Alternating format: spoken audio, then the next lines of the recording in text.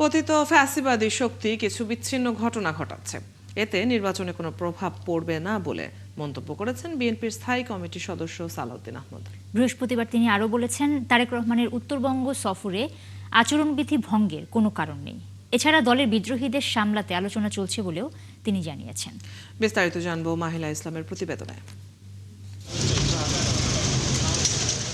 সকালে বিএনপির গুলশান রাজনৈতিক কার্যালয়ে আসেন বিএনপির স্থায়ী কমিটির সদস্য সালাউদ্দিন আহমদ। এ সময় উপস্থিত সাংবাদিকদের সাথে কথা বলেন তিনি।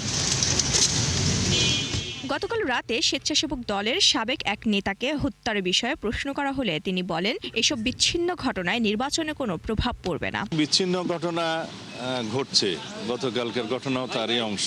পতিত ফ্যাসিবাদী শক্তির কিছু কিছু ষড়যন্ত্র এখনো তারা চালু রেখেছে, যাতে নির্বাচনকে বাধাগ্রস্ত করতে পারে, কণ্ঠকাঠিন্য করতে পারে, গণতন্ত্রের উত্তরণের পথটাকে সহজতর না করতে পারে, কিন্তু তাদের সেই প্রচেষ্টা কখনো সফল হবে না। এদিকে 50-এরও বেশি আসনে দলের বিপরীতে অবস্থান নিয়ে স্বতন্ত্র নির্বাচন করতে মনোনয়ন জমা দিয়েছেন বিএনপির নেতারা।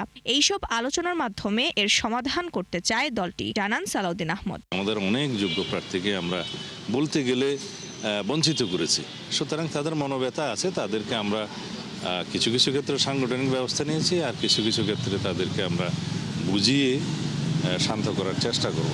11 জানুয়ারি থেকে বিএনপির ভারপ্রাপ্ত চেয়ারম্যান উত্তরবঙ্গের 9টি জেলায় সাংগঠনিক সফর করবেন। এতে নির্বাচনী আচরণবিধি লঙ্ঘন হবে না বলেও জানান Salauddin Ahmed. Major political party হিসেবে, তার চূড়ান্ত শীর্ষ নেতৃত্ব হিসেবে জনাব তারেক রহমান যদি শহীদদের, গণঅভ্যুত্থানের শহীদদের কবর জিয়ারত করেন এবং সেখানে পুষ্পমাল্য অর্পণ করেন, শ্রদ্ধা নিবেদন করেন, সেটা এই অভ্যুত্থানকে ধারণ করা হবে।